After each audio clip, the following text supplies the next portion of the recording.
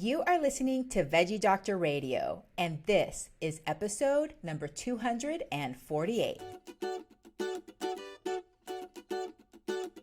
Welcome to Veggie Doctor Radio. I am your host, Dr. Yami, board-certified pediatrician, certified lifestyle medicine physician, certified health and wellness coach, author, speaker, mother, wife, and human being. I passionately believe in the power of diet, habits, and mindset in sparking and sustaining well-being and joy in our lives. This podcast combines expert interviews and thoughtful monologues to explore plant-based nutrition, lifestyle medicine, parenting, mindset, and other exciting and fun topics. I hope that these episodes inspire you, uplift you, and equip you with the knowledge and tools to live your best life. Are you ready to get started? Let's do it.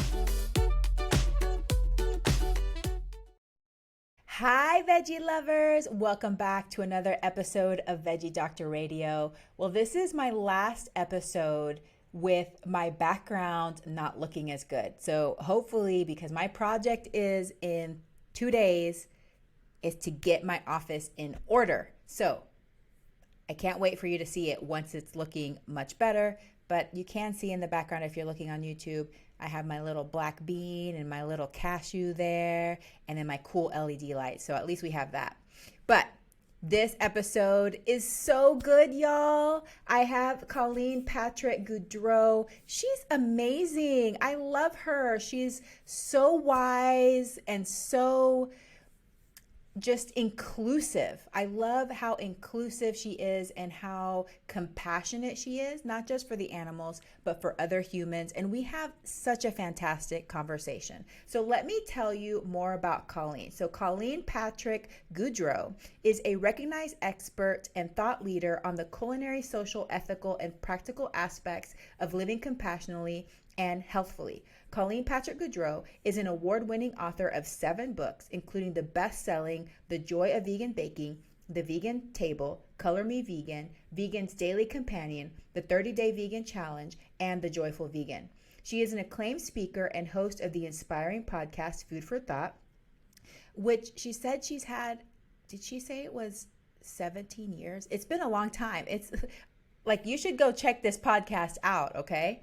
And a short-run spin-off podcast, Animology, which is also the title of her TEDx talk. She also co-founded the Political Action Committee East Bay Animal PAC to work with government officials on animal issues in the San Francisco Bay Area. And she also hosts sustainable vegan trips around the world. We didn't even get to talk about the trips, but that would have been fun to talk about. We had a wonderful conversation. So we talked about her vegan journey, how it evolved over time. We talked about animal advocacy, what it means to be an advocate, and how she practices advocacy. I asked her if she believes that there's hope for animals in the world. You're going to love her answer. We talk about animologies. What are animologies? We talk about what she believes is the biggest barrier to people adopting a vegan lifestyle. Is there such a thing as a perfect vegan? Then we talk a little bit about food and her morning routine, which sounds amazing. And this is just a really great heart-to-heart conversation. I learned several things. I feel like she gives just a really good insight into how to think about it, especially if you're somebody who is on their vegan journey and you're still learning about being vegan and how to interact with other people and yourself in this non-vegan world. You're going to love this episode. Thank you so much, veggie lovers, for being here and sharing this time with me. I appreciate you so much. Welcome to all my new listeners. Please stick around. Check out my other episodes and share with friends and family. Thank you, thank you, thank you. And now let's welcome Colleen Patrick-Goudreau. Colleen Patrick-Goudreau, such a pleasure and honor to have you on Veggie Doctor Radio. Welcome. Oh, thank you so much. It's an honor to be here. Well, I have to tell you that you were present at the very beginning of my vegan journey. in two ways. So when I first went vegan, I only knew one other vegan. So she gave me my first set of books, which Diet for a New America was one of them. And then after I made it official to the world, one of my coworkers bought me the one Color Me Vegan, the cookbook. And then I bought the journal one, the one that was the daily reflections. I forget what that one's called. And I just remember at the beginning, every morning, waking up and sitting with my little daily reflections and reading about it. And from the beginning, talking to my husband about some of these animologies that we're going to talk about before. So one of the ones that has stuck with us that we always use is cutting 2 carrots with 1 knife. So I can't wait to get into that. But thank you for being part of my journey. Thank you for letting me be part of your journey. It's really an honor. I mean it when I say that. It's just because, especially when we don't know who we touch, when we do the work we do, right? Put the work out there, and to hear that it did touch someone is like the icing on the cake, because I just put it out there and just, hope for the best. And so when I hear that it has been helpful for people, it means a lot. Thank you. That's awesome. And yeah, I'm going on 12 years of being vegan. So it was quite a while ago. But I want to hear about your story. Enough about me. Tell me about your vegan journey. Yeah, it's so similar, I think, to a lot of people's journeys. It's, the details are different, but I think we all have this journey of I was asleep, I encountered something, I became awake, right? And so mine specifically was I was the kid who loved animals. I lived in a home where I ate animals all the time. I was raised with all sorts of animal products. My father owned ice cream stores. We had a separate freezer just for ice cream. We had candy, dairy, everything, right? I mean, so just in every way. I mean, and that's pretty typical. I mean, we ate meat all the time. And I was also the kid who loved animals. I was incredibly empathic. I could not stand if I saw any, stray animal or an animal suffering. And my parents indulged it. They really supported it. I think like most parents do, especially with children. And I think there is a little bit of this, oh, how sweet, how sweet, how sweet. She loves animals. And for me, there's a depth of that, which is compassion. And I think, we can talk about that, because I think what happens is we get older, that perception of, oh, how sweet becomes, all right, that's a little too sentimental, right? And so we take it and we make it a negative thing. And so even as you're a child, you start to be desensitized to that compassion, or it becomes dulled. It just becomes a little less prominent. And it was prominent for me as a child, and I think it's prominent for most children, especially when there's just this desire to connect with these other beings. And so I ate animals until I read Diet for a New America. That was the book for me that opened my eyes to begin with. And it was the first time I had ever heard about anything that happened to the animals because, when I was growing up, and mind you, like all of us, right, you don't have to love animals to identify with this story, but I'm sure that most people listening could identify with, you had stuffed animals on your bed, you read books and were read books that had animals as the main characters, you watched movies where animals were the main characters, you were taught to read and spell and count using animals as your guides, you had pajamas and clothing with animals all over them. You dressed up as animals for Halloween. You sang songs about animals. In every way, we're encouraged to have these connections with animals, and then we're being fed the animals at the same time. And when we question it, as we start to be aware of it, we're all told the same kinds of things. Oh, they're here for us. They don't feel pain. All the things that we need to tell ourselves to not feel bad about this dissonance that we experience, right? This cognitive dissonance, which is, I love animals, and yet in eating animals, they're being harmed, and I would never harm another animal. So that was my story. And the compassion, I still had the compassion by the time I read Diet for New America at 19, but it was dulled. It was blocked. It was conditional. I love the dogs, but I eat the cows, right? So all of those things I think a lot of people can identify with. And I read Diet for New America, and it was like a ton of bricks had fallen on me, because I hadn't ever seen or looked at these things. And I believed the stories that I had been told because I had to, because I liked meat, because I liked ice cream, because I liked eggs. I mean, whatever it was, right? And so that was the first step for me. I didn't become fully awake, but I definitely woke up.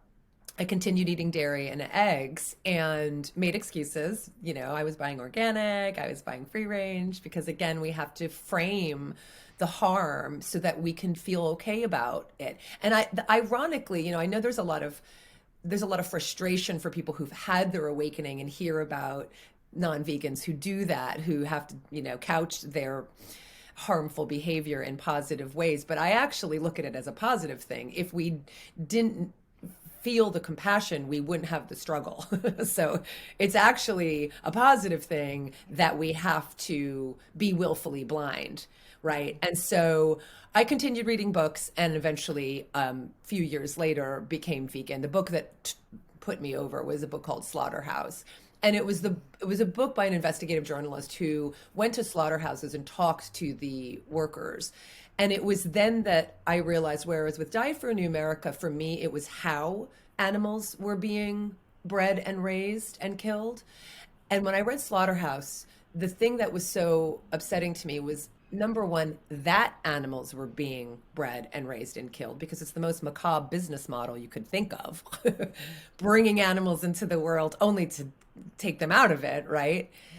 But what struck me, and it has guided my work, compassion has guided my work, and the idea that we create a culture of violence, and slaughterhouses and all of these industries, they're cultures of violence. And it was then that I realized, oh my God, I'm like paying these men, mostly men, some women who work in slaughterhouses, to be desensitized to their own compassion, to be desensitized to the animal suffering.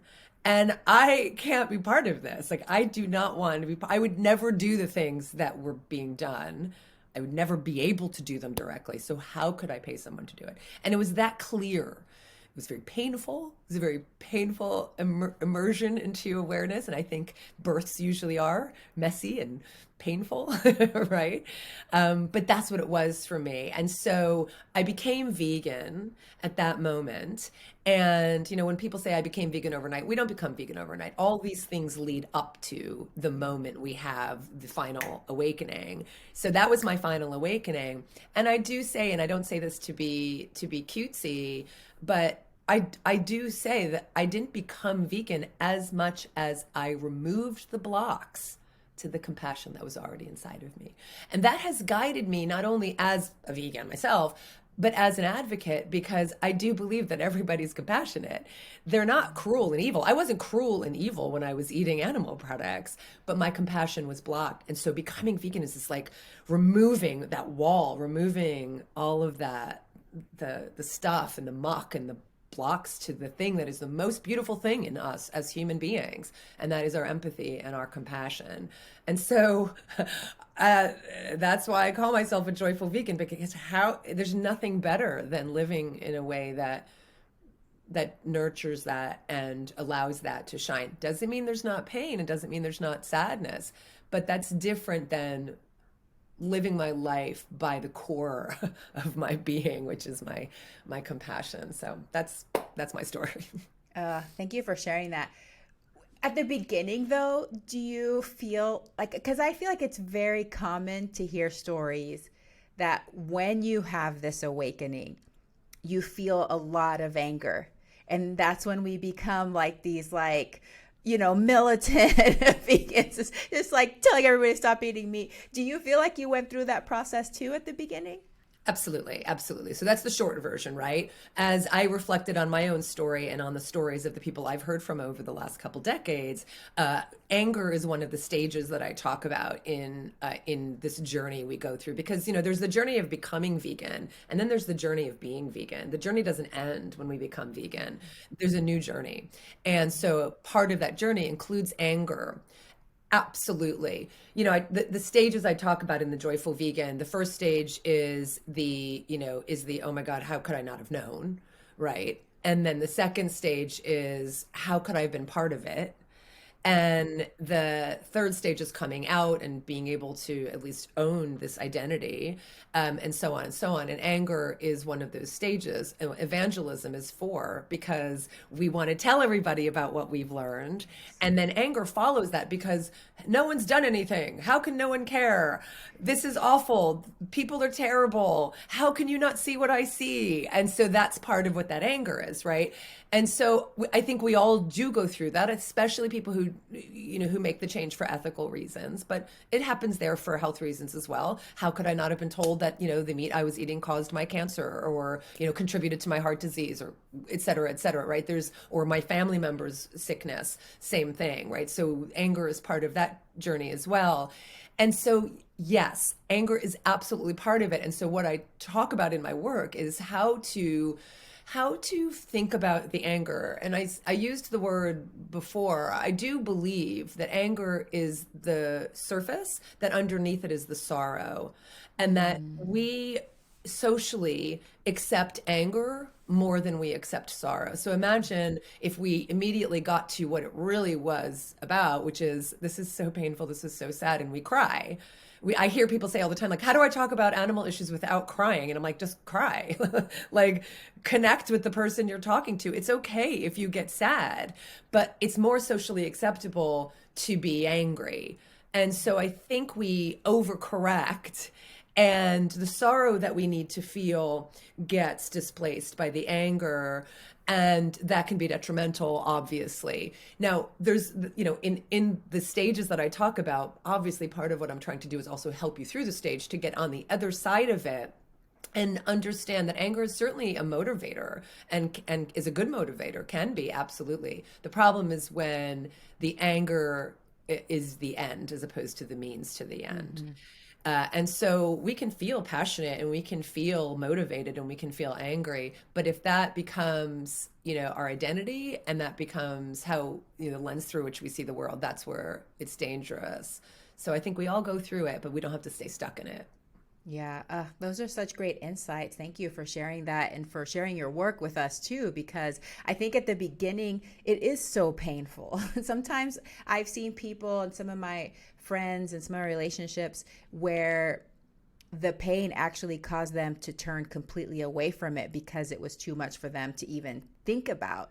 So I think knowing that there is a way through it, there's a way to use that journey to help make you a stronger vegan, is good for people to know, that you're not just going to feel like this deep pain all the time forever, and be in that really uncomfortable place of anger and sorrow. So I think that leads me to my next question, which is your animal advocacy. You're such a devoted animal advocate. So tell me what that means to you, and how that has looked and evolved over time.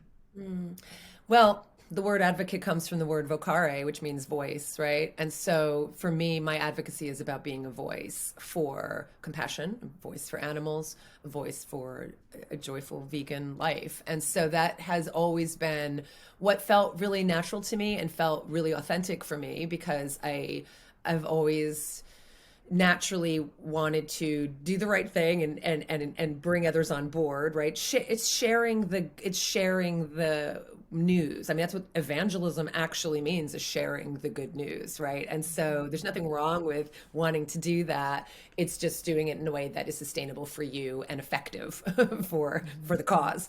So for me, it's always been outreach and writing and communication and teaching.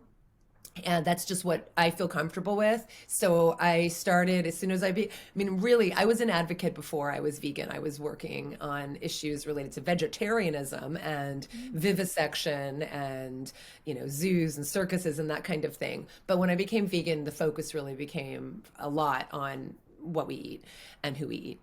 And so I very quickly took to the streets and was doing outreach and raising awareness and showing, meet your meat on the streets. And what I found very quickly, and I was tabling and I was talking to the public, is very quickly that people said, would show up with, tears, and they'd be watching this just the way I did and have the same reaction, like, I don't want to be part of this. but what do I do? And everyone started asking me questions that we all hear and we all asked, which is, what do I eat? And what about protein? And what about my family? And what about travel? And how about the holidays? And how do I do this? And how do I navigate this? And so I just wanted to be able to fill those gaps for people. And so, I wasn't trained in the culinary arts, but I knew enough to feel confident to start teaching cooking classes. So I started teaching cooking classes. And so with my master's in English literature, that's what any parent who worries that their child has a master's in English literature, you just teach cooking classes.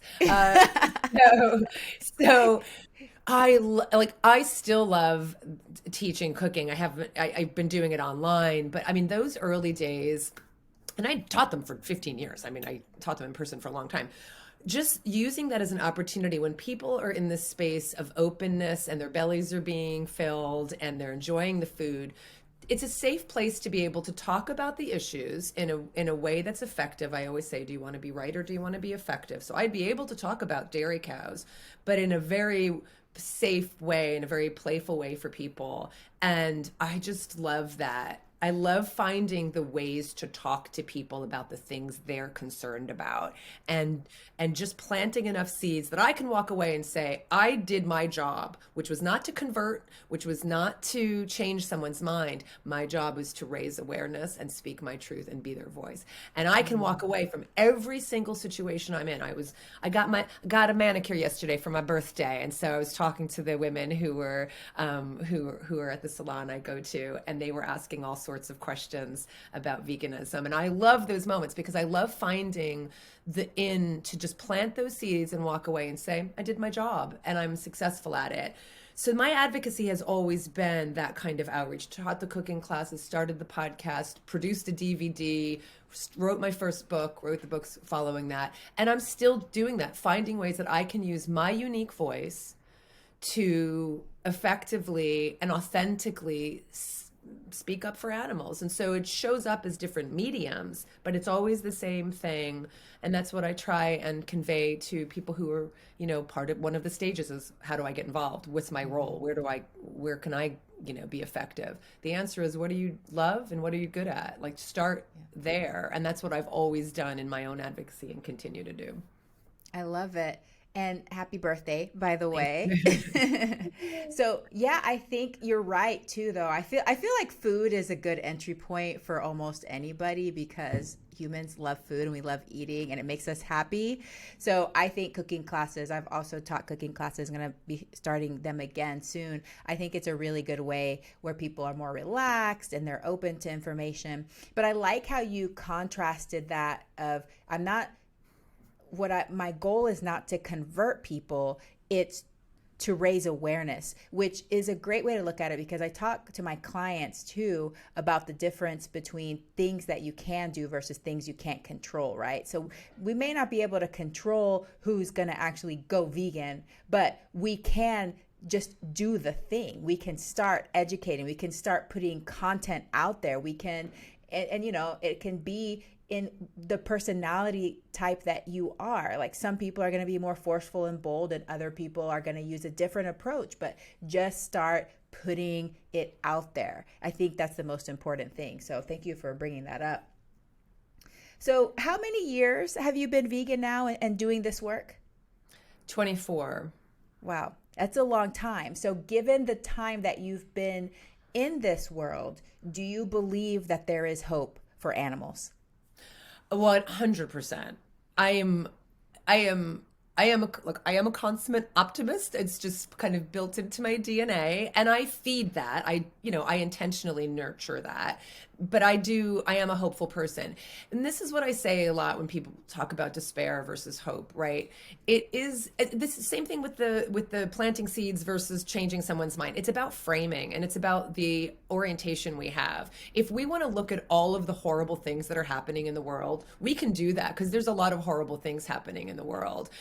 we can also look at all of the amazing things happening in this world, the good things that are happening, the good things that just are, but also the good things that are happening because good people want to do the right thing.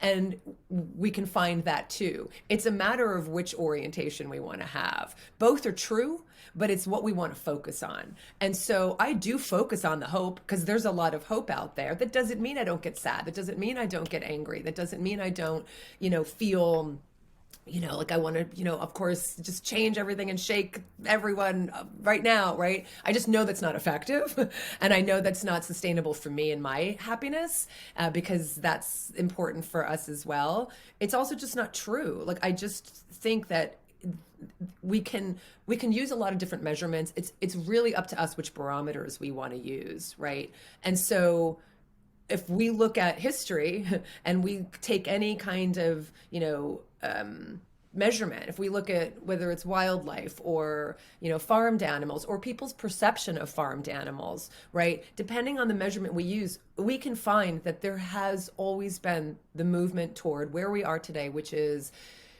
people care and they want to do the right thing. Now, you could argue that farmed animals are worse off today than they've ever been. And I would say yes, because of technology and industrialization of the food system, right? But if you look at people's perception of animals and that they want to do the right thing and they don't want animals harmed and they want there to be laws to protecting animals, then you compare that to 50 years ago, you compare that to 100 years ago and beyond, that's an entirely different thing, and people do want animals protected, right? So my point is, I have hope, and it's a matter of whether we choose to have hope or not, and it's a matter of whether we want to look at what is right in the world. It's very tempting, and I think it's very popular to look at how awful things are and to just be in despair and to just blame everybody, and literally this pessimism and this cynicism that I think is sadly contagious, and sadly I think a bit of the zeitgeist, and I don't share it. I find cynicism incredibly boring and incredibly just uninteresting. And so it's really a matter of us and our perception and what we want to focus on. Yeah, absolutely. I'm totally with you. I know that for my own personality too, that if I focus on all the negative things, that's all my brain thinks that exists.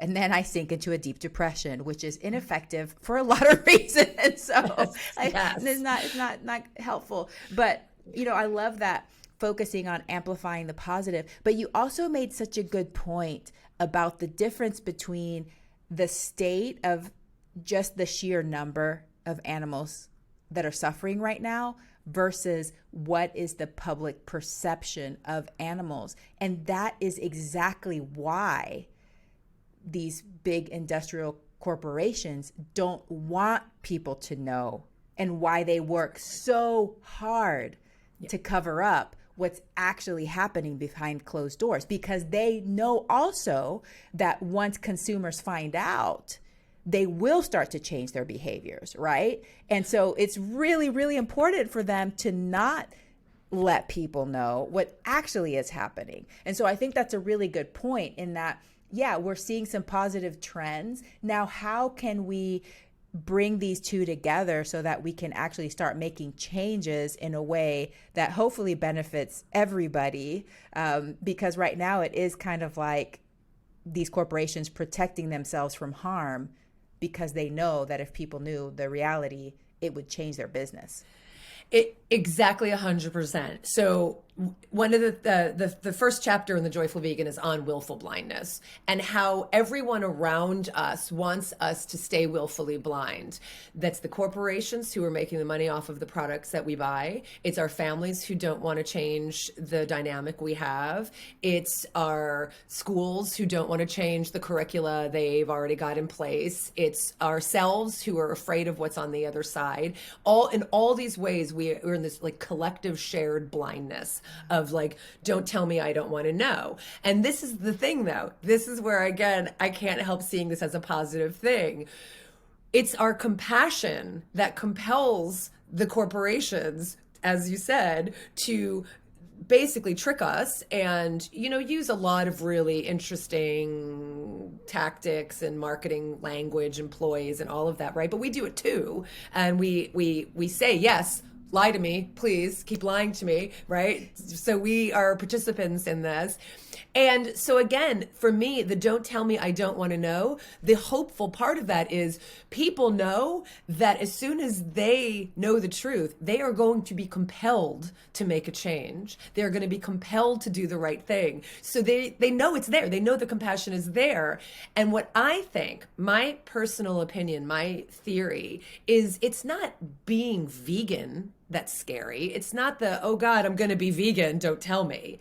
It's the unknown. It's the, I don't know what that's going to look like. It's the, that's not familiar to me. It's that, that's not part of my family. I mean, this is, we can talk about that because of course it is, you're eating vegetables too. But it's not part of my heritage. It's not part of my culture. It's not part of my religion. It's not part of my identity. It's not part of all these things. And so who am I going to be and how are people going to respond and what am I going to eat and where am I going to go and what's vegan food, right? All these things are the unknowns. And that's what I think people are afraid of. Don't tell me what I don't want to know because I don't know what's going to happen on the other side of that awareness. And that to me is the hopeful part. And that's why we have to hear people when they say, I'm scared because I love eating chicken so much and what am I going to do without it? And when a vegan advocate says, oh, that's ridiculous. God, they obviously care more about what they eat than they do about the chickens. It's like, wow, you just missed an opportunity there because they're telling you what it is they're afraid of. And you can speak to that as opposed to this desire that they see the world the way you do. Right. So that's what drives me a little crazy about the indignance of, the indignance of advocates who just don't hear the pre-vegan, the non-vegan, the not vegan yet, that they're compassionate, but it's blocked people when they really say, this is what I'm concerned about. And if you just write that off and just write them off as being uncaring, uncompassionate people, we just miss so many opportunities to really speak to people's concerns. Oh, that's so lovely. And it made me think about, I'm a big supporter of these meat alternatives for that very reason, is because I feel like it lowers that barrier to entry for so many people because it's familiar, it doesn't look different, it tastes, feels the same, but then they take away the animal portion of it, which is going to align with some of the goals that people have as they start to transition. But I see the same thing in the community too. It's like, we shouldn't have those. They're so unhealthy. It's just junk food. Da, da, da, da. And I'm like, listen, what are our goals here? And remember that everybody's in a different stage in their journey. And at the beginning, when you've lived your whole life a certain way, because really, as Americans, we only eat like the same 8 meals over and over again. Yeah, so totally. If you've lived the same way your whole life and you don't know what to do, it does make it scary. So thank you for bringing that up. And I think that that's also a way that we can practice compassion to our fellow humans and meeting them where they are for this collective improvement, in our world.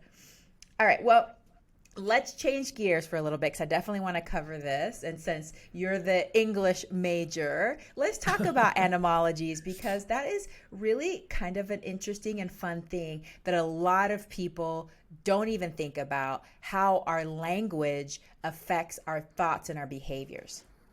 I think so. I think it does. I think it affects it and it reflects it. Mm-hmm. And so, I am not in any way someone who says that we should speak a certain way and only use, I'm not a prescriptivist. Like I'm not someone who says you should talk this way and don't use these words. I am someone who, again, wants to just kind of raise awareness about the language we use when it comes to animals and to encourage people to ask themselves, are the words I'm using and are the expressions I'm using and is the language I'm using reflecting what I really believe and think and care about? And so when you look at some of the language we use, we can talk about euphemisms that we did. I mean, we kind of touched on that a little bit, what the industries will do to make us feel better and the euphemisms we use to make us feel better about what we're doing. And this is outside of even just, eating animals, right? This is in many, many ways. We have euphemisms for so many different areas in our lives as humans, war and, violence and, abuse. I mean, we have like a lot of euphemisms. So there's euphemisms. There's there's a lot of different ways to look at this, and there are expressions we use that do reflect violence against animals.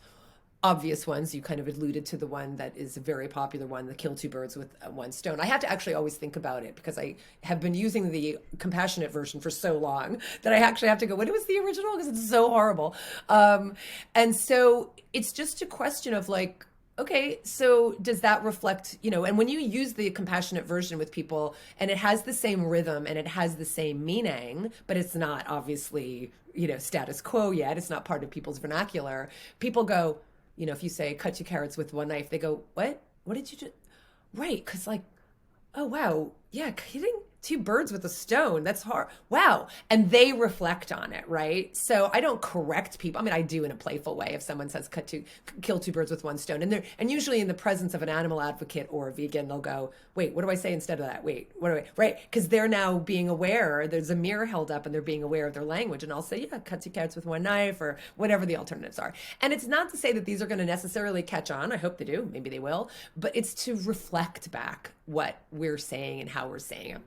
Now, there are lots of positive expressions as well, and there are lots of ways we do honor animals, and those have to be honored as well. I think, again, we get a little caught up in and overcorrect when we just say, all of our language is horrible, we should change everything we ever say about animals. And I'm like, well, no, we actually, what we want to do is just make sure that we're using language that, for me, it, inspires and reflects compassion and kindness and connection versus violence and othering for other animals. So it's an experiment. It's an ongoing process in having these conversations with ourselves and with people around us. And it's exciting and I love it. And I'm always paying attention. We've already talked about framing and, how we talk about things. How we talk about anything changes the way we think about those things. And so it's a really important exercise, I think, in our daily lives to just be mindful of the language we're using about really everything. I mean, it's Buddha's concept, right? Right speech is just, what language am I using that, because it's putting out there in the world, whatever it is I'm saying, and it's also penetrating my own consciousness. And so how do I want to speak in a way that reflects compassion and goodness and kindness and what I believe?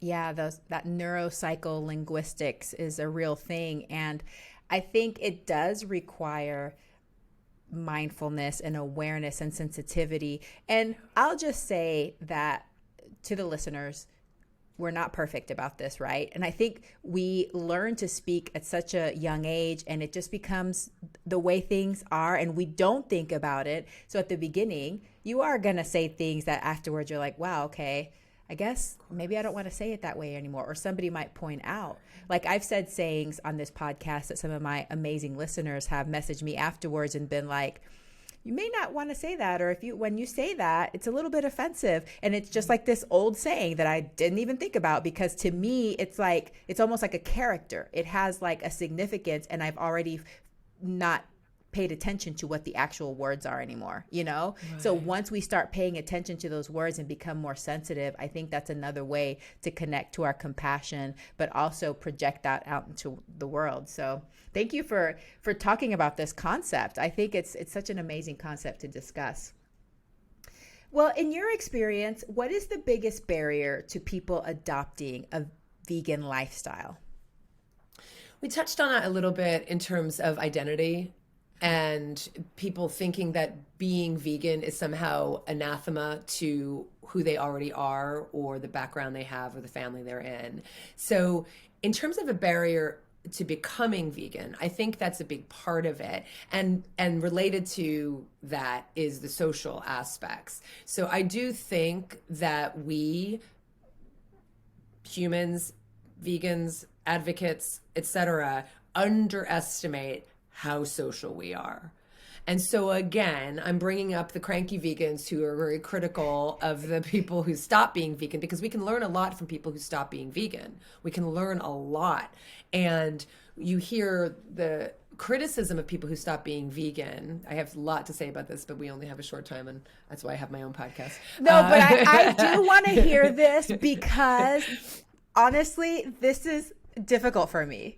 I tell people all the time. I don't go around judging people because they're not vegan. But when I hear people used to be vegan and they're no longer vegan, that's a tough one for me. That is really tough. So I'd love to hear more of your thoughts on this one. And I do have a podcast. I have several podcast episodes on it. One in particular, I never talk about celebrities because I don't live in that world. And I don't talk about other people because their lives are their own. But I did one where I talked about Miley Cyrus. It was a bit of clickbait because it was, everyone went nuts when she talked about how she wasn't vegan anymore. So I do have an episode specifically. You can find that. And I think that might be helpful because there's a lot to say. So what I'm trying to get at is the cranky vegans, who hear people who stop being vegan, they really underestimate that when people feel disconnected from their tribe and they feel criticized by the tribe and they feel they're not part of it anymore, that is integral to who we are as Homo sapiens. Like, it is integral to be part of a tribe. And if we feel that the thing we're doing, let's say becoming vegan, is the thing that separates us from the people we once were most connected to, we're going to see that as the barrier to that connection. And we're going to find a way to stop being vegan that justifies it so that we feel better about it. And it's usually going to be some kind of like, oh, I wasn't feeling great. Oh, I heard this the other day. Whenever I stop eating meat, my skin gets saggy. And I'm like, what? Okay. And she was like, I'm 80% vegan. I'm like, well, I doubt that, like, if you're already 80% vegan, that like whatever else, you stop eating is really, right? But we have to couch it that way, again, to feel better, because we don't want to just say, this is more important, right? I want to go out to dinner with my friends. But what's really happening underneath that, and I'm using the social aspects as an example because I think it's a really powerful one. And I think it's where people struggle the most. And so I think the social aspects. Now, what that means is, as the vegan, I do think there's a lot of things we can do better when we become vegan. And I think some of that has to do with us showing up and standing up for who we are without worrying about how other people are going to take it. Because I think when people become vegan initially, especially, there's oh my God, do you guys know this? I found this out. And like, you become this, evangelist, and you're passionate. And then everyone around you is like, oh God, God, please, we don't hear about it anymore. And whatever, fine, freaking, whatever. Right. So, but and we have to navigate through that. And I talk about how to navigate through that, about how to navigate through still being passionate without being, without trying to convert people or what have you, and also remaining unattached to how people respond to you. So there's a lot to do around that: communication skills, all that, strategies and finesse and the artistry of that, right? And there's also the other side of it where people will become vegan and go to a restaurant or tell someone they're vegan, and because of a negative reaction they get, they start to play small and they start to go, I don't want to even say I'm vegan anymore because I had a bad experience. Okay. What does it look like then if you show up and say, I'm a proud vegan, hi, I'm vegan. Could you just tell me what you have on your menu that's vegan? Thanks so much. And like, when you show up in a different way, people then will react differently. But if we show up like, I know this is awful, I'm just like a pain. No, I don't want to be a pain. No, I'm fine. I'll have the salad. And we play small, then we're going to have a negative response from people. So, the answer isn't waiting for someone else to have a better response to us. The answer is showing up, being proud about the thing you do that is obviously so important to you, that's reflecting your deepest values, and just not worrying about how someone else responds to you. It's a different story to say, go be a jerk and like go hit someone over the head about being vegan. I'm not saying that. I'm saying be who you are and know where you end and another person begins. So a lot of this is just the social interactions and kind of basic human psychology that I think we need to talk more about as advocates, not they care or they don't. And that's where I get so apoplectic when I see responses and comments on posts about things like this, where people go, well, they just weren't vegan. Well, that's convenient. That's so convenient to just say they were never vegan to begin with. No, we have to look at what people struggle with as legitimately being vegan, and that makes them compelled to go back to doing something that they don't want to do. They really were compelled to like eat better, feel better, not hurt animals, right? So we got to find out what those things are and help people, because the good news, again, on the other side of it, is that I think it's like 40% of people who say they stop being vegetarian or vegan say they want to go back. But if we're basically orienting to like, no, we don't want you because you failed and you didn't do it right and you weren't vegan to begin, well, who wants to be part of that? I wouldn't. But if we go, oh, where were you struggling? How can I help? I think we could do a lot better as advocates, but I'm also saying this to say, as the vegan, we can do a lot better to not play small, to be proud, and to know where we end and another person begins. So there's a lot there. Yeah, that's all so good. That's really great information and things to take to heart as well. I agree with all of that. And yeah, I think one of the things, like I've thought about this, why does it bother me so much? Like, I don't even know, because, I'm not like a judgy person in general, but I feel like, to me, the reason it bothers me is because it almost feels like a threat to like, is that going to happen to me? Almost like a fear, like it creates a fear in me because I know that this is so important to me in my life.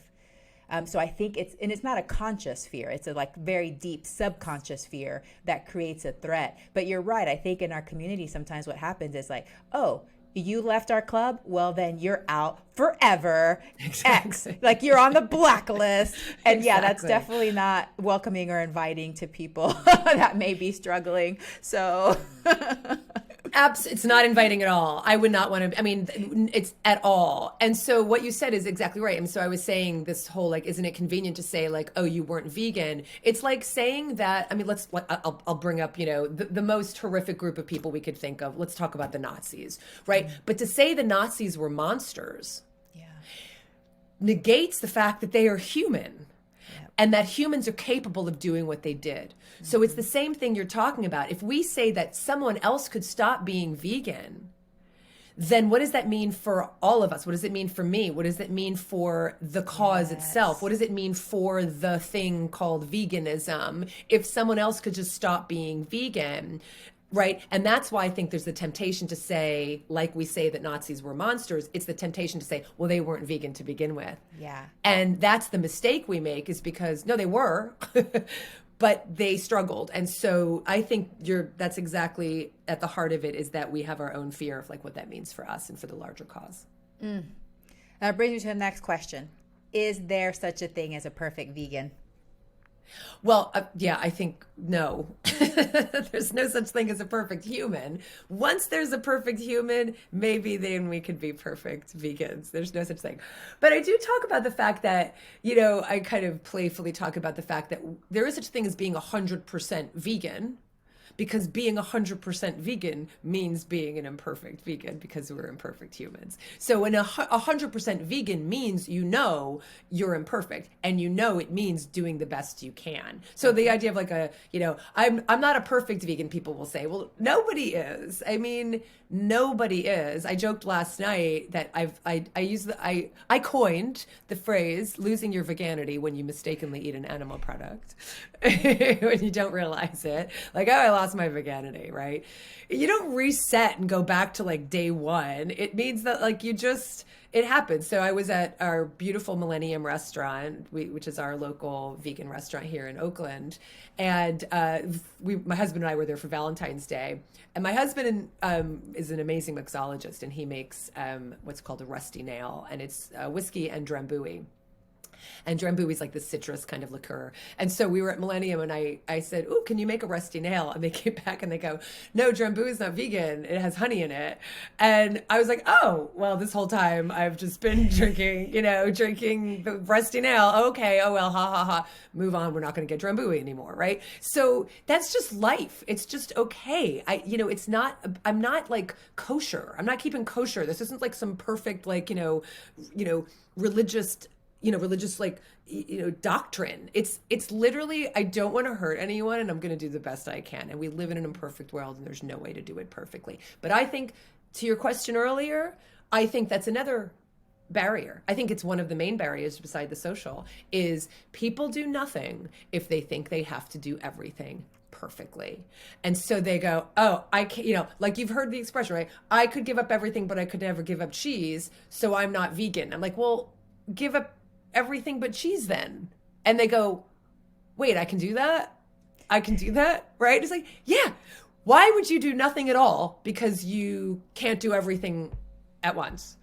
And that kind of thinking it's why my expression, don't do nothing because you can't do everything, do something, anything, resonates with so many people because it gives them permission to just do something and to start somewhere versus not doing anything at all. Exactly. Start where you're at. Well, I had that piece of merchandise a long time ago. Oh my gosh. That had the quote on there, and it had the pig on the front with the different parts. So I wore that very proudly many places. So, Colleen, you're amazing. I am so glad I've had you on this podcast. I want to go a little bit light now since we've been talking about some heavy subjects. What is your very favorite vegan meal?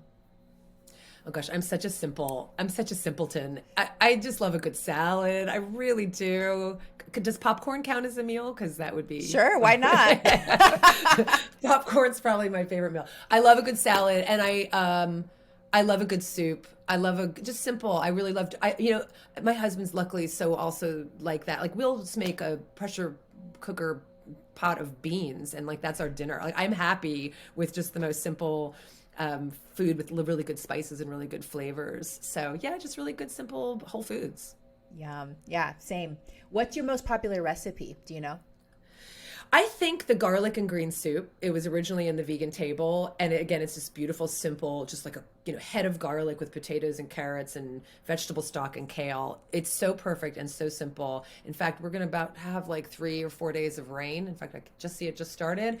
It's time to make my garlic and green soup. I think that's one of the most popular savory. I think my lemon bars or my chocolate chip cookies from the Joy of Vegan Baking are probably the most popular sweet recipes. Yeah. Yum. Well, just make them all and have a nice rainy evening at home. That sounds great. What do you wish more people knew? I wish more people knew that people are good and it's usually not about us. It's just not. Whatever people are going through, everyone's just trying to get by. We don't know what people are going through. If someone cuts us off, if someone, whatever, we just don't know what people are going through in their own lives. And I think if we could remember that and just completely not think everything is about us, I think there'd be a lot more peace. Yeah, absolutely. Trying to live by those 4 agreements and not take everything personally and know exactly that people are reacting to what's going on in their own systems. But when we take it personally and try to interpret it a certain way, that's when it begins that conflict. And that's lovely. Do you have a morning routine? Oh, I have a ridiculous... I'm so regimented. Oh, tell me. Most people don't. I want to hear this regimented morning. Yes, tell me about it. Oh, I'm so rigid almost. Actually, my work is to try and not have such a routine because I'm so routine oriented. I love it. I wake up and I start with just some like mantras and meditations in my head. I wake up early. I love waking up at like 5:30. It's like I love waking up before the sun's up. I start there, stretch. I've been inspired by my cats. They always stretch. They would never just get up and not stretch. So I stretch a little bit, do my morning, kind of brush my teeth, put my contact lenses in, that kind of thing, right? And then feed the cats. And then I sit down with my tea. I'm an avid tea drinker, and with my journal and books. So I read and I write, and then I work out, and I do that for about an hour. And then I shower and I'm sitting at my desk by 9 a.m. Like I have to, like, it's just, like all these years I've been doing my own work. I have never worked in my pajamas. I don't work in my robe. Like I am sitting at my desk as if I have a boss cracking the whip, which I do. And I start my work, and then I, usually break at 12:30 for lunch. And I've already planned dinner by then. So I'm usually making something toward dinner as well, just kind of planning ahead. In the afternoon, after lunch, I usually go for a walk, and then I get back to my computer and do some more writing. And then by the evening, I'm done, and David and I will, have our evening together. My husband, we always sit down for dinner together, and I've gotten off of morning routine. But that's my morning routine is just very much, and so much so that my cats will stare at me until I sit down because they have to sit on my lap when I do my reading and my journaling. So much so that they know, like, we are both the three of us are in sync. My cats and I. David wakes up later than I do, so he's not part of the morning routine ever. Which is nice. I also love having my own quiet, peaceful morning routine to myself. It is a nice thing that it's like self-care, I feel. It's a gift. But, I get so excited. Like, I get so excited to wake up because I love my morning so much. So it's an absolute gift. It's self-care. I love it. Thank you so much for sharing that with us. Okay, Colleen, where can listeners connect with you, and what products and services do you offer? Joyfulvegan.com is my website. It's also my Instagram. I mean, if you want to find me at Facebook, you just have to put in my whole name, which I know is long and or laborious. But Colleen Patrick-Goudreau over at Facebook. But joyfulvegan.com. And, right now, I mean, I've been doing the podcast. This is my 17th year doing my podcast, Food for Thought. So, I mean, I really encourage people. I quote myself a lot because, I've been talking about this stuff for a long time. So, of course, I refer people to lots of resources out there. And I would really refer people to Food for Thought. There's just so much there to guide people. And, I've got my books. I taught the online cooking classes during COVID, and it was really helpful. I think people don't want to be in front of a Zoom class anymore, but I've got tons of recipes and recipe bundles and recipe packets and on-demand classes that people can find in the library over at joyfulvegan.com. But I don't know, watch the space. I'm always just doing whatever I think is necessary and needed for people, and if people are looking for something in particular, let me know. I do one-on-ones, so people can always, reach out to me with their own needs, but just doing my thing. Yeah, you're prolific. You have a lot of content. You have a lot of resources, been in the space for a long time, a lot of wisdom and experience. So I definitely encourage people to head your way and see what they can learn from. And like I said, you've been part of my journey from the beginning. And I got to see you in person at one of the vegan cruises, the Holistic Holiday at Sea one year. We were together on a cruise. I can't even remember. It's been a long time. Haven't been back for a long time. And of course there was COVID. But yeah, it's so cool. Thank you so much. Okay, last question. Leave us with your number one tip for becoming a joyful vegan in a non-vegan world. My number one tip is, I think it's just that orientation. Just see the good that's out there. See the good that's in you. Why would you have something special that compelled you to reflect your compassion in your behavior, but everybody else doesn't? No, we're all built of the same stuff, and see that in yourself. See yourself in others and see others in yourself. And I think the more we can connect and see that there's similarities and common ground rather than differences, I think those are the kinds of things that will bring us together. So see the good that's out there and go seek it out. Go purposefully seek it out and to start dwell on that a bit. And I think that will just orient everyone toward a much more hopeful place. That doesn't mean we stop working. It means that we look at the success that we've had in the past to know how to keep creating successes in the future. So go look at those successes. They're out there, and that can compel us forward. I love it. That's such a beautiful message. Colleen Patrick-Goudreau, thank you for all your work. I appreciate you so much. I'm grateful for your presence and for everything that you've given us. And I hope that you have a very plantastic day. Oh, thank you so much. What an honor. What a wonderful conversation. Thank you. Hey, veggie lover. I hope that you loved today's episode. Will you take a second and do me a huge favor? Please subscribe to my podcast so that you never miss an episode. You're the reason I'm here, and I want to share it all with you.